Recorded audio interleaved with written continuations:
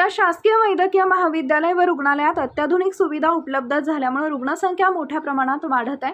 त्यामुळे 32 वर्ष जुनी व जीर्ण झालेल्या सिव्हिल रुग्णालयाच्या इमारतीऐवजी 700 खाटांच्या क्षमतेची नवी इमारत उभारण्यासाठी शासनाकडे निधीची मागणी करण्यात आली आहे, अशी माहिती आमदार सुरेश खाडे यांनी पत्रकार परिषदेत दिली आहे। ते म्हणाले की सिव्हिलमध्ये आधुनिक वैद्यकीय सुविधांमुळे सांगलीसह सीमा भागातील रुग्ण उपचारासाठी मिरज सिव्हिलमध्ये येत आहेत। रुग्ण वाढत असल्याने नवीन व सुसज्ज इमारत उभारणं आवश्यक आहे।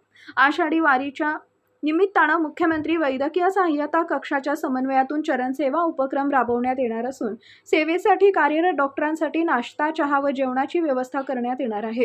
दिनांक 18 व 21 जुलै रोजी सकाळी 9 ते सायंकाळी 5 या वेळेत यल्लामा मंदिर भोसे आणि तासगाव फाटा भोसे इथं समुदाय आरोग्य शिबिराचं आयोजन करण्यात आले असून वारकरी व सर्वसामान्य नागरिकांना मोफत आरोग्य तपासणी व उपचार सेवा उपलब्ध करून दिली जाणार असल्याचं आमदार खाडे यांनी सांगितलं।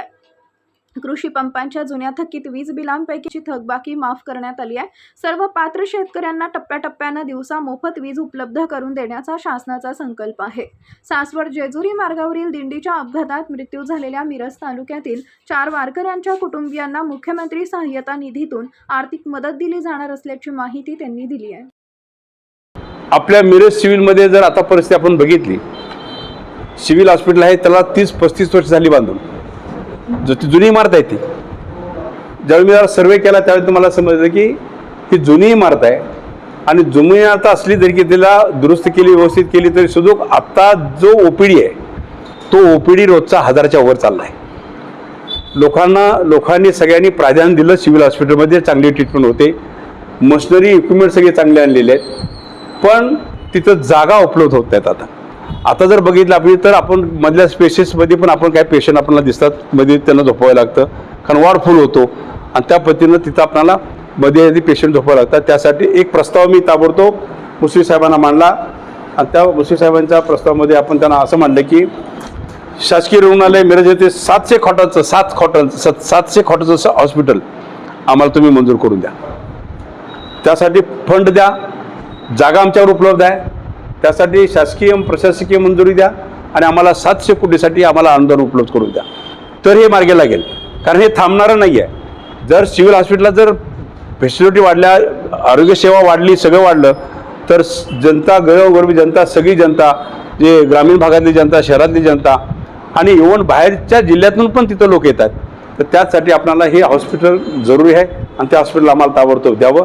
त्यांनी ताबडतोब पत्रावर लिहिलं, प्रस्ताव ताबडतोब सादर करावा। प्रस्ताव आल्याशिवाय तर पैसे मिळणार नाहीत, तर ताबडतोब त्यांनी लिहिलं की सचिवांना दिलं, त्यांनी त्यांच्या सचिवाला लिहिलं की ताबडतोब हा प्रस्ताव सादर करावा। ताबडतोब प्रस्ताव देण्यासाठी सचिवांचं पत्र उद्या येईल इथं आपल्याकडं, आल्यानंतर PWD प्रस्ताव तयार केला आपल्याला, हा प्रस्ताव करून ताबडतोब प्रस्ताव घेऊन मी जाईल आणि त्यावेळेला आपल्याला हे ताबडतोब आपल्याला करायला लागेल।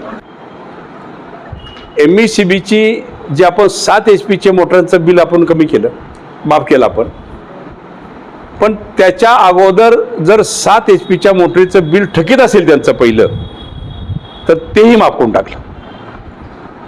ही तिने शेतकऱ्याला एक काल गिफ्ट दिली, परवाची गिफ्ट दिली, त्यामध्ये जवळजवळ 48 कोटी रुपये,